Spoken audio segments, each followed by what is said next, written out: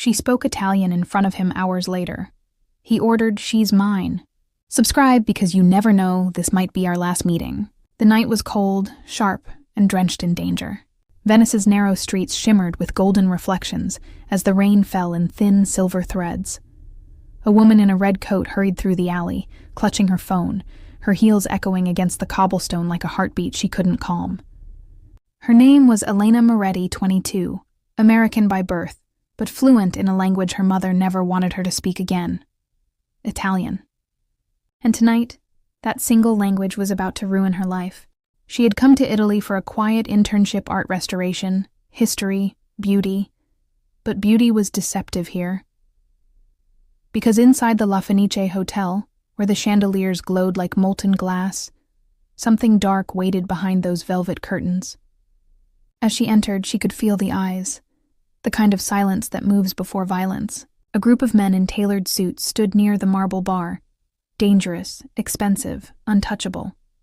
And at the center of them sat Matteo De Luca, the youngest and most feared mafia don in northern Italy. His presence changed the air itself. He was in his early 30s, jet black hair slicked back, a jaw carved from authority, and eyes that looked like storms bottled behind glass. No one dared speak while he was silent. No one breathed wrong when he was thinking. Elena didn't know who he was. Not yet. She was only there to deliver a restored document for a private client.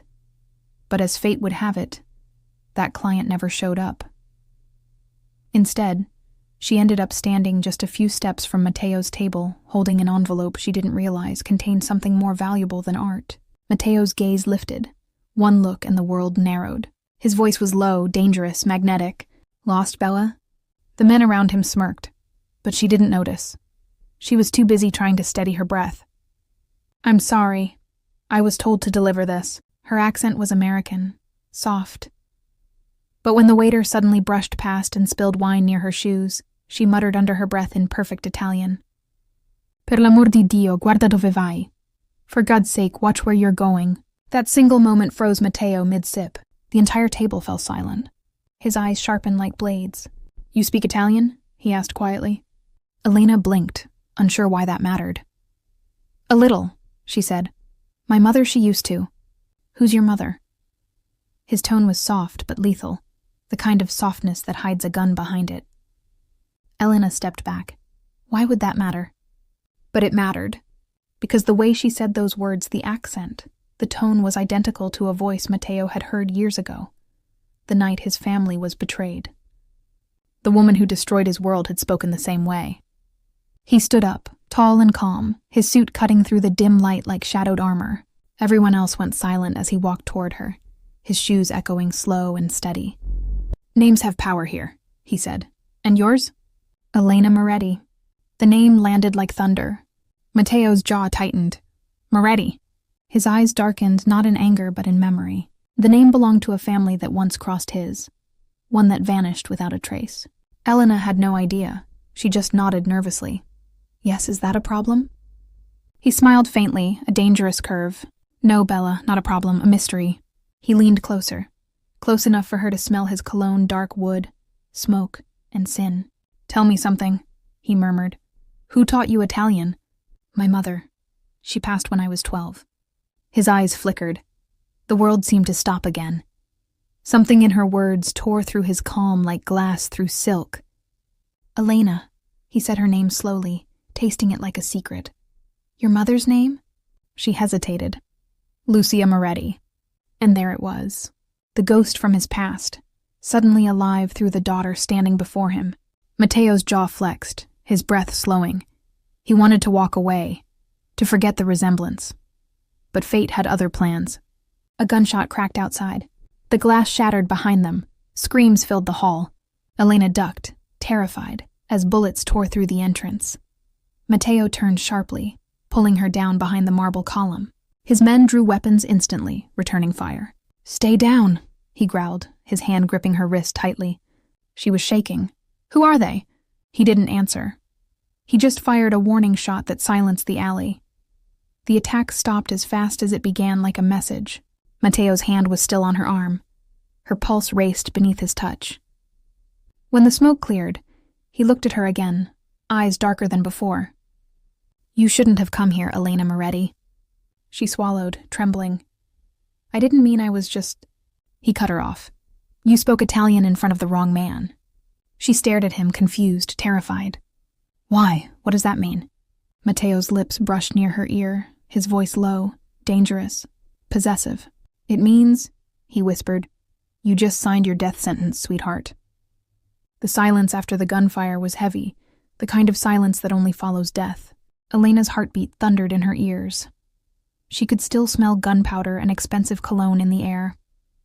Matteo De Luca stood over her, his gun smoking, his expression unreadable.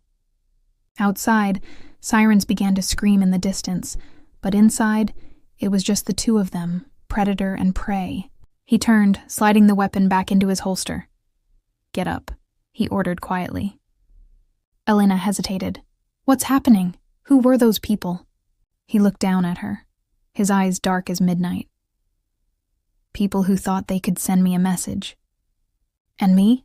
she whispered. Matteo's gaze sharpened.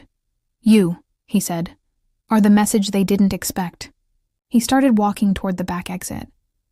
One of his men, tall and scar-faced, whispered, "Boss, she saw everything. Want me to?" "No." Matteo's voice cut through the air like a blade. "She comes with me." Elena froze. "What do you mean? I have nothing to do with this." Matteo turned back, and for the first time his voice softened, though it still carried steel beneath it. "That's exactly why you're still breathing, Bella." Two black SUVs waited in the alley. Rain slid across their polished bodies, reflecting the hotel's burning lights. Matteo gestured for her to follow. "I'm not going anywhere with you," she said, stepping back.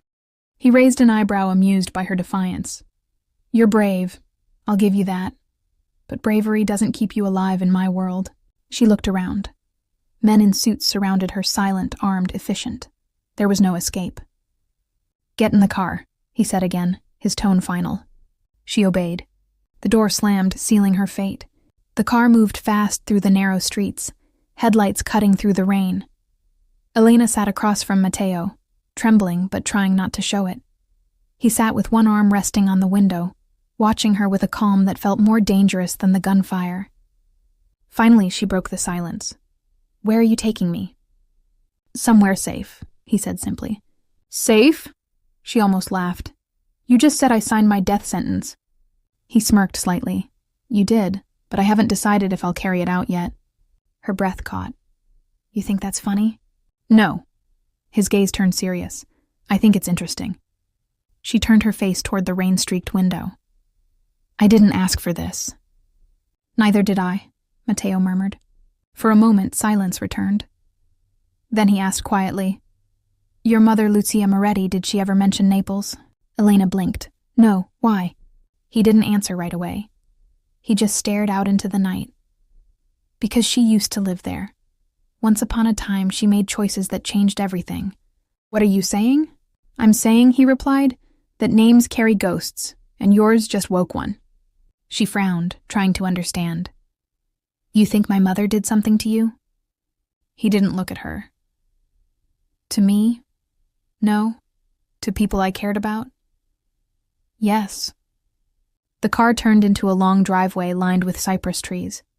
At the end stood a massive villa overlooking the dark water, a fortress of glass and stone. Guards stood at the gates, nodding as the car passed. Elena stared in awe. "Is this where you live?" "For now." He stepped out first, then opened her door not out of politeness, but control. His eyes held hers as he said quietly, "You'll stay here until I decide what to do with you." She swallowed hard.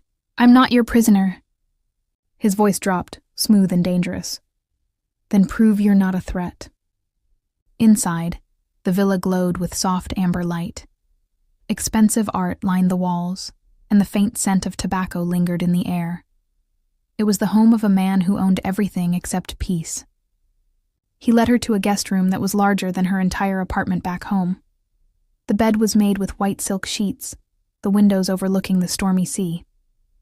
"You'll have what you need," he said. "Clothes, food, privacy." "And freedom?" she asked bitterly. He gave a faint smirk. You're alive. That's more than freedom right now. She turned away, angry tears rising. You can't just keep me here. He walked closer, slow, deliberate, until the air between them felt heavy. Watch me. Her pulse raced. He was too close, too dangerous. And yet something in his eyes, the flicker of sadness, maybe guilt, made her chest tighten. Why do I feel like you're not telling me everything? She whispered. He stared at her, jaw tense. Because some truths are better left buried, Elena. Their eyes locked her fear against his darkness until one of his men appeared at the door. Boss? He said. They found the mark on her phone. Matteo turned sharply. What mark? The guard handed him the device. It was traced. Someone was tracking her since she arrived in Venice. Elena gasped. What? That's impossible. Matteo's eyes narrowed. Who gave you that phone? My professor, she stammered. He said it was part of the internship program. Matteo's voice dropped to a whisper. Your internship was a setup. He stepped closer again, his expression unreadable.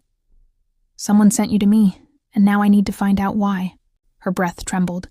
I swear I don't know anything. I believe you, he said softly, surprising her. But belief doesn't mean safety. He turned toward his guard. No one touches her. Not a word leaves this villa. The guard nodded and left. Matteo looked back at her. You'll stay in this room tonight. Tomorrow we talk. He started to leave, then paused at the door. His voice was low, almost possessive now. Lock the door if it makes you feel safe, he said. But if you try to run... He met her eyes. The darkness in his tone sent chills through her spine. I'll find you, Elena. And next time I won't be this gentle. The door closed behind him. Elena sank onto the bed, her heart racing. Somewhere inside the walls, she could hear the distant sound of the sea, and maybe, just maybe, her destiny shifting, because she didn't know it yet. But Matteo De Luca had already made his decision. He wasn't going to kill her. He was going to keep her. The rain had stopped, but the storm inside the villa hadn't. Elena woke up to the sound of voices echoing down the marble hallway. Low, angry, masculine. She didn't understand most of the Italian words, but she caught one name repeated again and again. Moretti. Her name. Her mother's name. She stepped closer to the door, pressing her ear against the wood. She's not just some girl, a man's voice said sharply. Her family used to run with the old syndicate. You can't keep her here, Matteo. She's a liability. Matteo's voice was calm but heavy. She's not going anywhere until I know the truth. She could be a spy. Or she could be the only innocent thing left in this goddamn city, Matteo growled. Elena stepped back, her heart thudding. Spy? Syndicate? What were they talking about? The floor creaked behind her. She turned and froze. Matteo stood in the doorway, his hand resting on the frame, his shirt sleeves rolled up, exposing the tattoos winding down his arm. His eyes were darker than last night, but calmer somehow. How much did you hear? He asked softly. Elena hesitated. Enough to know I'm in the middle of something I don't understand. He stepped closer. Then let me help you understand. She folded her arms. By locking me in? He gave a faint smirk. You're still alive. I'd call that freedom compared to what my enemies would have done. She frowned, biting her lip. Why me? You don't even know me. Matteo's gaze lingered on her face. That's the problem. I do. He turned away, walking toward the balcony. The morning light poured through the glass, soft against his broad shoulders. Elena followed slowly. You think my mother betrayed you? I don't think, he said quietly. I know. He looked out over the ocean, voice low and distant. Years ago there was a deal, money, weapons, loyalty. Your mother's name was on the documents. The night my father was killed, she disappeared. Elena shook her head. That's impossible. My mother was a teacher. We lived a quiet life. Matteo's expression didn't change. Everyone's quiet until the past decides to speak. She looked at him, searching for the man beneath the danger. And you think I'm here because of that? He turned to her slowly, his eyes softer now. I think you walked into my world for a reason, and I don't believe in coincidences. The silence between them thickened. For a moment, She forgot where she was trapped in a villa owned by a killer. All she saw was a man standing under gray light, haunted by something deeper than hate. He noticed her staring. "What?" he asked quietly. "You don't look like the monster everyone says you are," she whispered. His lips curved, not quite a smile. "Then you haven't seen enough of me yet." Later that day, Elena wandered through the villa. Guards followed her silently at a distance, but no one spoke. She stopped at a door that led to Matteo's private office. The door was slightly open. Curiosity pulled her in. The room smelled of leather and whiskey. Files were scattered across the desk: photographs, documents, maps of port routes. One picture caught her eye, a woman with long brown hair and gentle eyes. Her breath hitched. It was her mother. Before she could touch the photo, a voice behind her said, "You shouldn't be here." She turned quickly. Matteo stood there, watching her, hands in his pockets.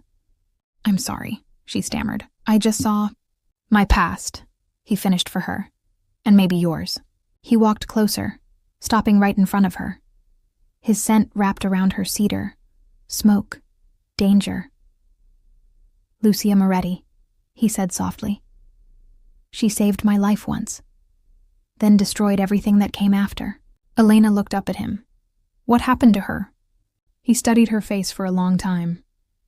"She disappeared, just like that. And when she did, my father was dead." Elena's chest tightened. "You think she killed him?" Matteo's voice was rough. "No, but she knew who did." Their eyes met. The tension between them was unbearable now. Grief, fear, attraction. Everything mixing into something sharp and fragile. "Why are you telling me this?" she whispered. "Because every time I look at you," he said, stepping closer, "I see the woman who broke me and the woman who might save me." Her breath trembled. "Matteo," he brushed a strand of hair from her face. His touch was slow, almost reverent. "You shouldn't be afraid of me, Elena," she whispered. "But I am." He smiled faintly. "Good. Fear keeps you alive." For a moment, he leaned in, his breath warm against her cheek, his hand brushing her jaw. Her heart pounded like thunder. She wanted to pull away, but she couldn't move. Then he stopped, pulled back. His eyes burned with restraint. "I shouldn't," he said under his breath. "Not with you." "Why?" she asked, barely audible. "Because once I start," he whispered, "I don't stop." The silence that followed was heavy, intimate, dangerous. But before she could speak, the door burst open. One of Matteo's guards rushed in, pale and breathless. "Boss, we have a problem." Matteo turned sharply, voice cold again. "What now?" "They hit the warehouse. 2 of our men are dead. They left a message." The guard handed him a blood-stained note. Matteo read it, jaw tightening. Elena watched as his entire body went still. "What does it say?" she asked. He looked up at her, eyes unreadable. "It says, 'Return what belongs to us.'" Her stomach twisted. "Me?" Matteo didn't answer. He crushed the note in his fist. "No one touches you," he said. "Not while I'm breathing." "Matteo, maybe this is about—" He cut her off. "No, this is war." He turned to his men. "Lock down the villa. Double the guards. No one in or out." Then he looked back at her, softer, but still filled with fire. "Whatever this is, Elena, you've become the center of it. And I don't know whether to protect you." He paused, stepping close enough for her to feel his breath again. "Or destroy you." The door slammed behind him, leaving her standing there shaken, confused, and completely lost in the pull of a man who should have been her enemy. Outside, thunder rolled again, echoing the storm building between them. The villa slept under moonlight, but inside, no one was truly asleep. Matteo De Luca stood on the balcony of his office, a glass of whiskey in his hand, the waves below crashing against the cliffs like broken promises. The wind tugged at his shirt, and his thoughts drifted toward her, the girl sleeping just a few rooms away. Elena Moretti, the daughter of the woman who had ruined everything. He should have hated her. He tried to. But every time he looked at her frightened eyes, her trembling defiance, something in him softened. Something dangerous. Behind him, footsteps echoed softly. He didn't turn around. "Couldn't sleep?" Elena's voice answered quietly. Neither could you. He smiled faintly. You shouldn't be wandering around the house at night. My men might mistake you for an intruder. I'm already your prisoner, she said. How much worse can it get? He turned then, setting the glass down. The moonlight touched her face, turning her hair to silver. She wore one of the silk robes his staff had left far too elegant for her, yet somehow made for her. Matteo walked closer, each step slow and deliberate. You think you're my prisoner? She met his gaze. Aren't I? His eyes softened. No, you're under my protection. There's a difference. Protection from who? She whispered. He looked away. From the people who think you belong to them. Her brow furrowed. I don't belong to anyone. His voice dropped low. You'd be surprised how many men have killed over a woman who thought the same. For a moment, they just stood there, the air heavy between them, fear, desire, and something unspoken weaving like smoke. She took a breath. Matteo, if my mother really hurt you, I'm sorry, but I'm not her. He looked at her sharply. I know that. Then why do you keep me here? He hesitated for the first time since she met him. Because the night you walked into that hotel, something changed. The men who attacked us weren't after me. They were after you. Someone used your mother's name to draw you in. And now, he stepped closer, his voice barely above a whisper. Now you're part of my world whether you want it or not. Elena's chest rose and fell, her pulse loud in her ears. And what if I don't survive your world? Matteo's gaze darkened. Then I'll burn it before I let it touch you. She froze, the intensity in his words slicing through her fear. He meant it. She could feel it. Why? She whispered. Because, he said softly, I can't watch another innocent die because of me. The confession slipped out before he could stop it. He turned away, gripping the railing as if to steady himself. Elena stepped closer. Who did you lose? He exhaled slowly. My brother. 5 years ago, a deal gone wrong. Your mother was there that night. She shook her head. No, that can't be true. He looked at her not with anger, but pain. I saw her. I was 25. He was 23.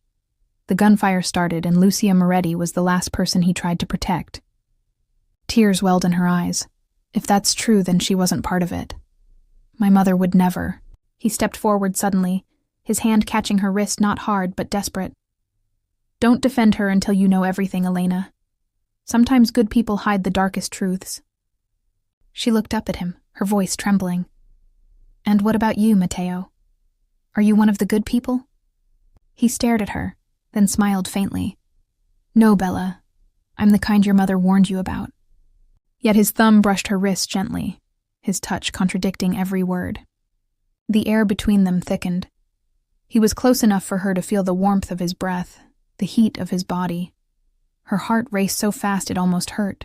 Matteo, she whispered. He hesitated, his jaw tight, fighting something invisible. Don't look at me like that. Like what? Like you don't know who I am. He stepped back, breaking the tension, and poured another drink. You should sleep. Tomorrow will be worse. She didn't move. You hide behind danger like it's armor. He smirked faintly. And you hide behind innocence. For a long moment, silence lingered heavy, electric. Then Matteo sighed. There's something you need to see. He walked to his desk and pulled out a small old photograph. He handed it to her. It showed 2 young boys, Matteo, and another with the same sharp jawline and easy smile. Between them stood a woman Elena recognized instantly. Her mother. Elena's breath caught. She knew you. She saved us, Matteo said quietly. My brother and me. She worked with our father. She was loyal. Until the night she wasn't. Elena shook her head, tears spilling. There has to be more to it. There always is. He reached out, brushing a tear from her cheek. His touch was slow, tender, completely out of place in this world of blood and violence. I don't want to hurt you, Elena, he said softly. But I can't let you go until I know what game we're playing. She looked up at him, her voice barely audible. And what if I'm not part of the game? His thumb lingered on her skin. Then you'll be my biggest mistake. Their eyes met, and something fragile cracked inside both of them. The moment stretched deep and dangerous, until a knock shattered it. "Boss!" a guard shouted from the hall. "You need to see this." Mateo pulled back instantly, his expression hard again. "What is it?" "They hacked our system. Someone's inside the network. They know she's here." Elena's stomach twisted. "Who?" Mateo's jaw clenched. "Whoever wants you back." He looked at her, his eyes fierce, protective, possessive. "From now on," he said, voice low and final, "you don't leave my sight. Not for a second." She whispered, "So now I'm your prisoner again?" He stepped close, his words brushing against her ear. "No," he said, "you're mine." Her heart stopped. Outside, lightning flashed over the sea, bright, violent, and blinding. Inside, two souls stood inches apart, one chained by guilt, the other by fate, as the line between hate and love began to blur completely. Thunder rolled over the cliffs like an angry god. By dawn, Mateo's villa was no longer just a fortress. It was a battlefield waiting to ignite. Armed men filled the halls, radios crackling, tension hanging thick in the air. Every door, every window was guarded. The sea below, once peaceful, now looked like black glass hiding monsters. Elena sat on the edge of her bed, her hands trembling as she listened to the chaos outside her door. She'd barely slept. Every word Mateo had said last night echoed in her head. "You're mine." It wasn't a threat, it wasn't a promise. It was something darker, something she didn't understand. The door opened. Mateo stepped in. He looked different, black shirt, holster over his shoulder, eyes cold. The man who had shown her pain and tenderness last night was gone. This was the Mafia boss again. "We're leaving," he said simply.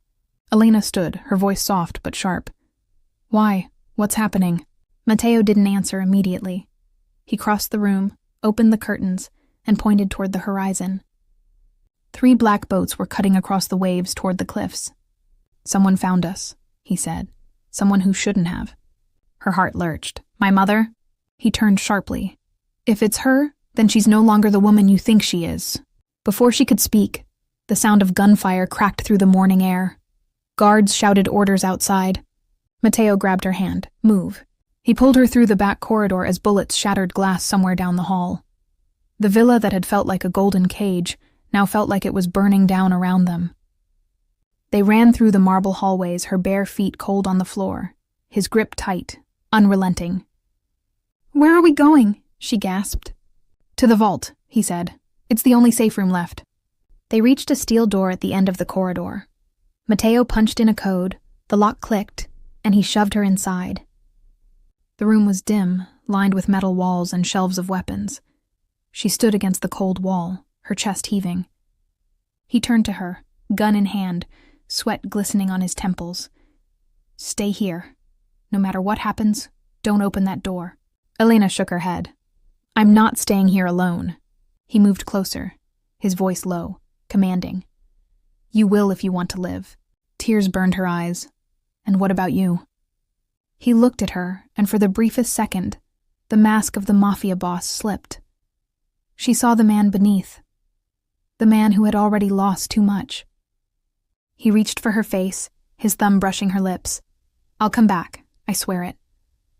"Mateo," he kissed her. It wasn't gentle. It was desperate, raw. It tasted like fear and fire and everything he'd never said. When he pulled back, his eyes were dark and wild. "If I don't say it," she whispered, clutching his shirt. "You will." He smiled faintly, heartbreak in his eyes. "You make me believe in impossible things." Then he turned and left, locking the door behind him. Outside, the villa erupted into chaos. Mateo moved like a shadow, gun steady, mind sharper than ever. His men were pinned down near the main staircase. He fired, hitting 2 attackers before they could advance. Marco shouted from the hall. "They're using our system against us. Someone gave them the codes." Mateo cursed under his breath. "Then we have a traitor." As he reloaded, a voice crackled through the comms. "Mateo De Luca," the voice drawled low, mocking, familiar. "Still playing hero, I see." Mateo froze. He knew that voice. "Johnny," he said coldly. "You're supposed to be dead." Johnny laughed.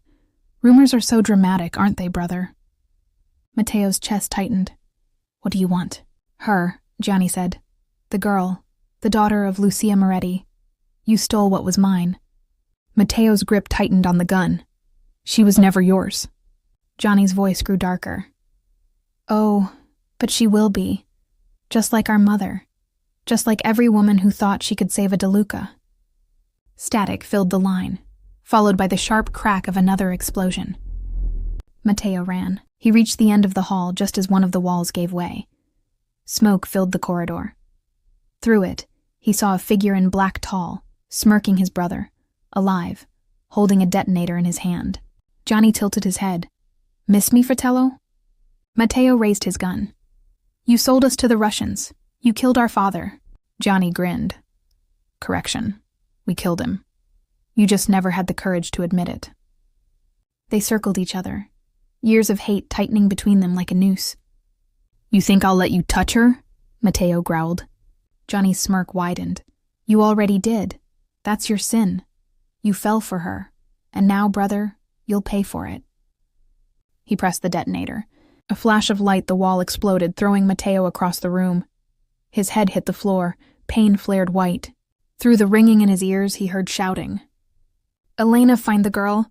His blood ran cold. He forced himself up, limping toward the vault, smoke and fire swirling around him.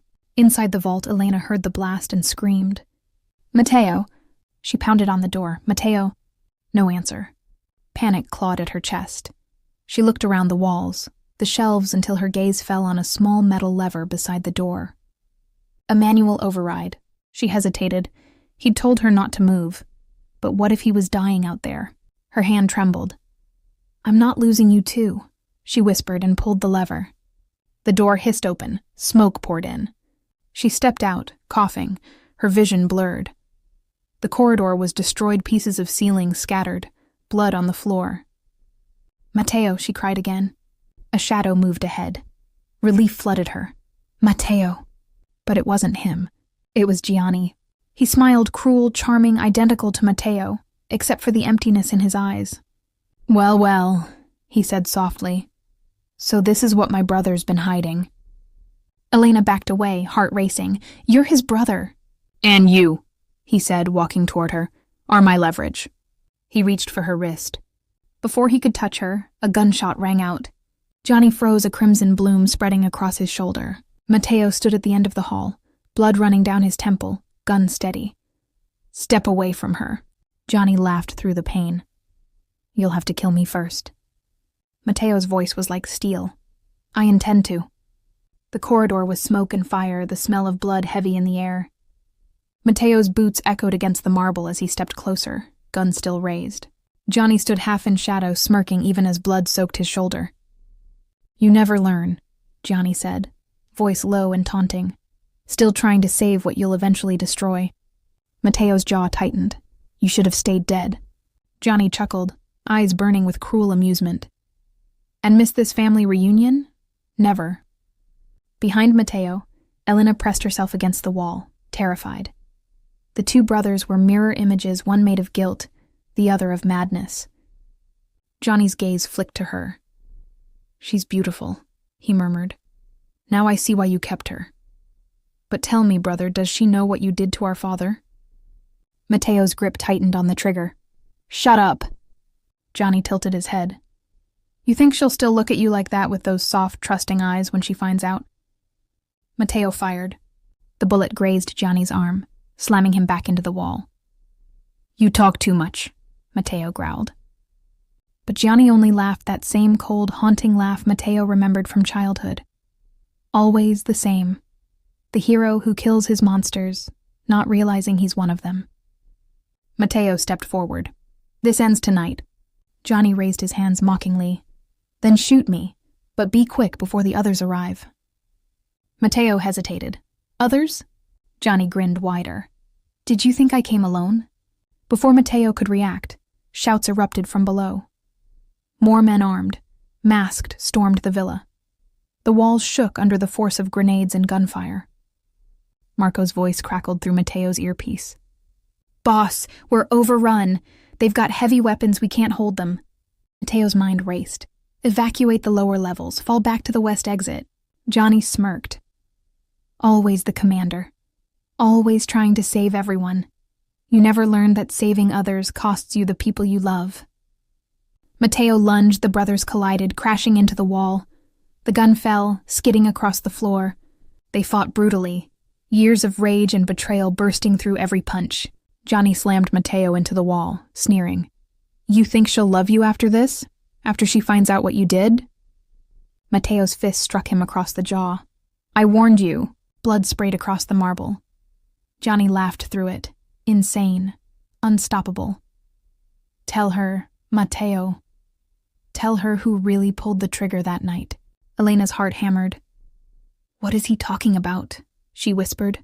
Mateo froze for a fraction of a second, and that was all Johnny needed. He pulled a knife from his belt and slashed Mateo across the ribs. Mateo staggered back, blood darkening his shirt. Johnny turned toward Elena, knife dripping. Poor girl. You don't know, do you? Your mother didn't kill our father. He did. Elena's eyes widened. No, that's not true. Johnny smiled coldly. He pulled the trigger, to save himself, to save me. But he lied, he let her take the blame. Enough, Mateo roared, tackling his brother to the ground. They crashed through a broken doorway, tumbling down the stairs. Dust rose, wood splintered. The sound of their fight echoed through the burning villa, raw, violent, primal. Elena ran after them, tears blurring her sight. At the base of the stairs, she saw Mateo pin Johnny down, the knife at his throat. Say it again, Mateo hissed. Say it again, and I'll end you. Gianni's voice rasped, low and vicious. You already did. Mateo froze the words, hitting him harder than the fight ever could. Johnny smirked through the blood. You think she doesn't see it? The way you look at her like she's salvation. You don't save people, brother. You destroy them. Mateo's hand trembled. His breath came ragged. He wanted to kill him, wanted it more than anything. But something in Elena's voice stopped him. Mateo, don't. He turned, and in her eyes, he saw everything he was about to lose. He threw the knife aside, chest heaving. Take him! He shouted to Marco, who had just arrived with 2 guards. Lock him in the cellars. No one goes near him until I say. Johnny laughed as they dragged him away. You'll see, brother. Truth has a way of bleeding through lies. When the noise faded, Mateo leaned against the wall, blood still seeping from his side. Elena approached slowly. Is it true? He closed his eyes. Not like he said. Then tell me the truth. He looked at her. Exhaustion and guilt etched deep in his face. My father was cruel. He betrayed our family. That night, your mother tried to stop him, but he turned his gun on us. I pulled the trigger to save Gianni. She saw everything. She ran before I could explain. Elena's throat tightened. So all these years, he nodded. All these years I blamed her because it was easier than blaming myself. Tears slipped down her cheeks. Mateo. He stepped closer, brushing a strand of hair from her face, his voice trembling. You weren't supposed to be part of this. I swore I'd never let my past touch you, but it found us anyway. She looked up, eyes glassy. And now what happens to us? He didn't answer. His hand lingered on her cheek, soft and trembling. You shouldn't stay here. I'm not leaving you, she said firmly. He smiled faintly, brokenly. You should, because what's coming next, I can't protect you from it. Before she could respond, an explosion ripped through the east wing. Mateo grabbed her, shielding her as glass and debris rained down. When the smoke cleared, he saw the impossible Gianni's cell door blown open. He was gone. Mateo's eyes darkened. He's going after her mother. Elena froze. My mother, but... He wants revenge, Mateo said, and he'll use you to get it. He turned to Marco. Get the cars ready. We're hunting him down. Elena grabbed his arm. Mateo, wait. You're bleeding. He cupped her face, eyes blazing. I've bled for worse reasons. Why are you doing this? She whispered. His answer was simple, raw, and true. Because I'd rather die than let him touch you. As dawn broke over the smoking ruins of the villa, Mateo and his men sped down the coastal highway the hunt had begun. Beside him, Elena stared out at the fading sea, her heart torn between love and fear. Behind them, the house burned, and somewhere ahead, Gianni DeLuca disappeared into the fog, carrying the next secret that could destroy them both. Rain blurred the world into silver streaks outside the speeding car. Mateo's hands gripped the wheel so hard his knuckles whitened, headlights slicing through the darkness of the coastal road. Beside him, Elena stared out the window, her reflection pale and silent against the storm. They had been driving for hours.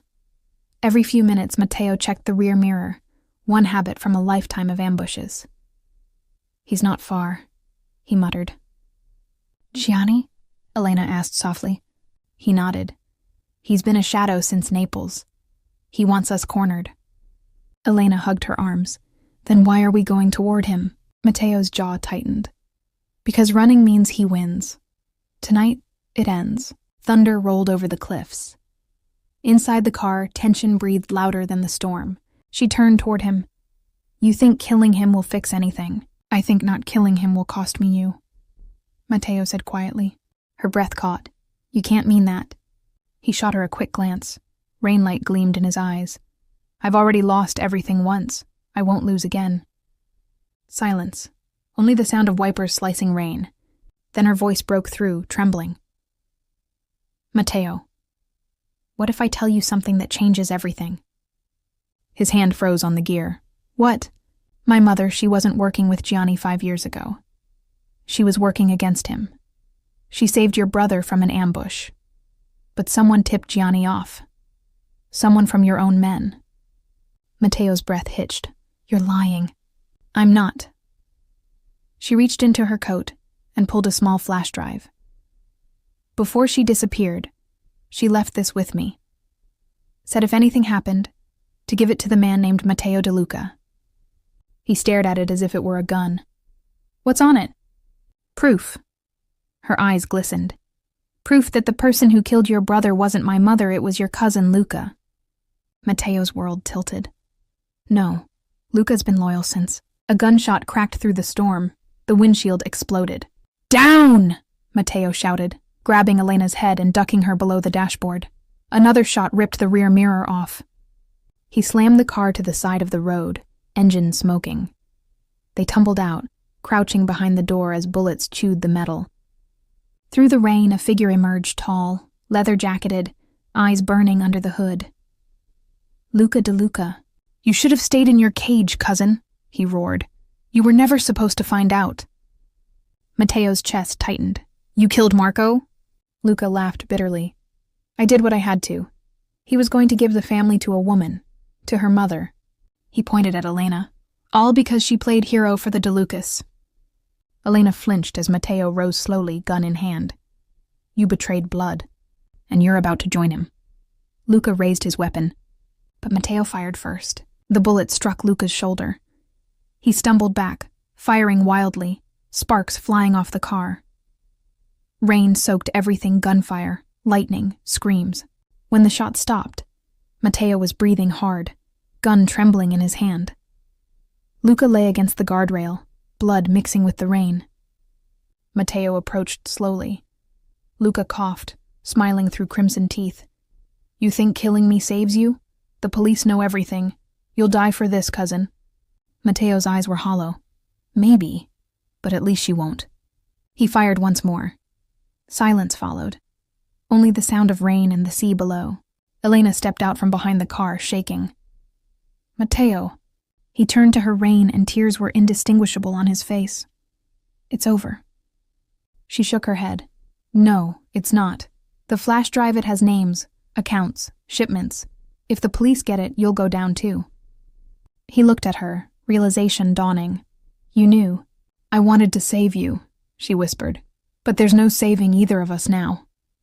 "But there's no saving either of us now." He reached her, cupping her face. "Then we run." "Run where?" "Anywhere." His voice cracked. "As long as you're breathing beside me, I'll build a world from ashes." Her lips trembled. "And if I can't forgive what you've done, then I'll spend the rest of my life trying to make you forget." For a moment, the world narrowed to their faces, the rain, the blood, the heartbreak. Then she leaned forward and kissed him. It wasn't gentle. It was desperate, fierce, like two souls clinging to the only warmth left in the storm. When they broke apart, blue lights flashed in the distance. Sirens. Elena looked toward them. "Mateo." He nodded grimly. Get in the car. She hesitated. What about you? He brushed a strand of wet hair from her cheek. They'll only chase us if I'm alive. Go. Her eyes widened. No. He kissed her once, hard. Ti amo, Elena. Then he turned, firing into the air, drawing the sirens closer, giving her time to escape. She screamed his name as he walked into the flashing lights, hands raised, the storm swallowing him whole. The last thing she saw before disappearing into the dark road was Matteo De Luca, the man who had once sworn to burn the world for her, now standing against it alone. 3 months later, winter had settled over the Amalfi coast. The sea was calm again, the same cliffs now dusted with pale mist instead of fire and blood. The villa stood silent, shuttered, guarded, waiting for ghosts that never returned. In a small cafe overlooking the harbor, Elena sat alone by the window. She wore a long beige coat, her hair tucked under a scarf, her eyes hidden behind dark glasses. She had changed softer around the edges, but harder in the heart. In front of her lay a newspaper folded to a headline. Matteo De Luca, sentenced to 25 years testimony reveals betrayal within the De Luca family. Her fingers trembled slightly as she traced the photo below Matteo, in handcuffs, head held high, eyes as cold and unreadable as the night they met. He hadn't looked at the camera. He never did. She closed her eyes. His last words still echoed in her mind. Ti amo, Elena. And then the gunshots, the chaos, the silence. The cafe door chimed. A man entered, snow clinging to his jacket. He moved to the counter, ordered an espresso, and for a brief second Elena's heart stopped. The angle, the way he stood, it was him. But when he turned, it wasn't. Just a stranger. Her chest tightened, and she looked away quickly. She'd been living like that for months, haunted by shadows that wore his face. Every sound of boots on stone, every knock at the door, every flash of lightning. He was gone, but he was everywhere. The waitress arrived with a small envelope. Someone dropped this for you, signora. Elena frowned. Who? The woman shrugged. He didn't say. Inside, her fingers brushed a thick card embossed with the seal of San Vittore prison. And one line, handwritten in Matteo's rough, slanted script. The world is quieter without me in it, but I see you in every silence, M. Her eyes filled instantly. She turned the card over. A tiny key was taped to the back. Her breath caught. The waitress noticed her expression. Are you all right? Elena forced a shaky smile. Yes. That night, she drove north away from the sea. The key burned warm in her pocket. It didn't open a cell. It opened his secret vault, buried beneath the old vineyard where it all began. When she reached it, dawn was breaking soft pink spilling across the cold hills. She found the hidden door under the vines, just as he once told her during a quiet night on the balcony. If I ever disappear, follow the grapes. They'll lead you to the truth. Inside, the air was cool and still. Dust floated through the first beam of sunlight as she unlocked the chest in the corner. Inside, she found a letter, a gun, and a small music box. The kind a child might own. Her hands trembled as she unfolded the letter.